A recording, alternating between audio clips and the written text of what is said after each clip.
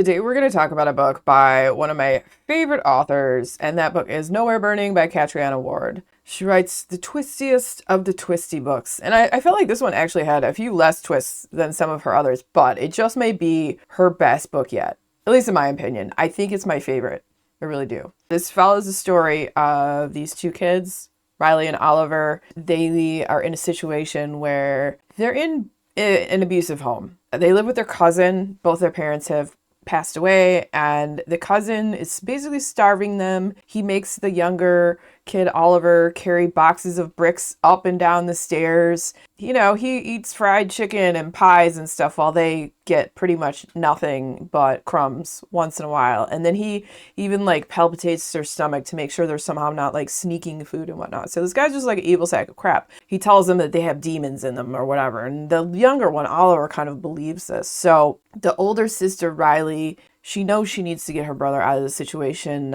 She's not sure what to do. It was kind of more like once she's done with school, then she'll be able to get him out. But things are escalating to where they need to get out of there or they're probably going to die of starvation. So there's a place called Nowhere. Nowhere has very sinister history. There used to be this actor guy that lived there, Leaf Winham. He had murdered a whole bunch of people in really disgusting and gruesome ways. He's gone. He had died several years back, but there's like this weird history of his whole property in the area, and he has like a weird, creepy, old, decrepit like Ferris wheel on the property and whatnot. But Nowhere has now become this haven for kids who have been abused and hurt at the hands of people that should have cared for them, but they weren't. So there's this place called Nowhere up in the mountains in Colorado where these kids all live, and it's supposed to be kind of great for the kids because they're escaping an abusive situation, and there they can find community and escape from the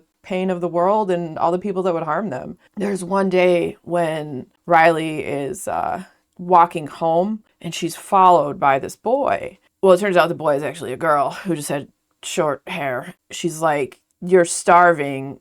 He's not feeding you," and tells Riley about Nowhere.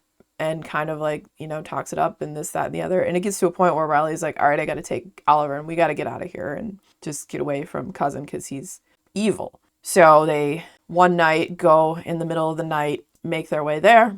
And it's up in the mountains. So it's kind of a far way to go. It's several miles. And at some point, they don't think they're going to make it. But eventually, they do find it. But what they find there may not exactly be just what they were looking for. It's like you escape the demon, you know, to find some other stuff is going on there. And so the situation they find themselves in then is probably not as ideal as one would have hoped. And then as you get into the story, you have flashbacks in time. So you have flashbacks to what actually happened with the whole Leaf Wyndham thing, the actor guy who killed a bunch of people. So Riley and Oliver, they had two different dads as well. And you find out more about like the parents' backstory too, and who they were and what had happened to their parents.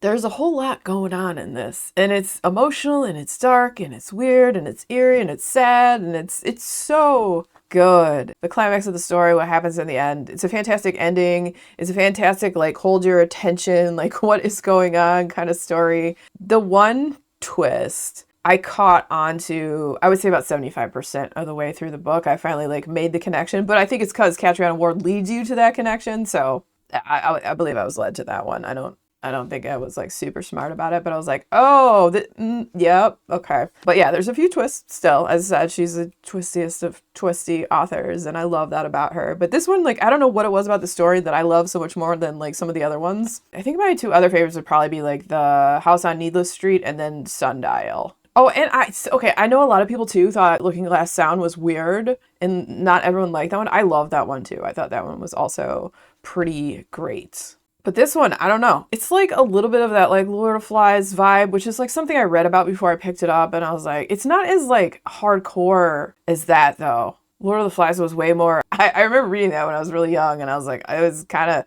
really horrible. Their whole tribunal and hierarchy of how they did stuff in their little tribe. And so you have like, yeah, it's a bunch of kids running stuff. They're farming, they're doing this, they're surviving. And there gets to be like a certain weirdness when like the land stuff, you know, crops are dying or animals aren't coming that they can catch in their traps, you know, to eat and this, that, and the other to survive. And some of the ways they have to survive too is like going into town on these like scavenger missions and diving into dumpsters and getting food that way and supplies and antibiotics and such.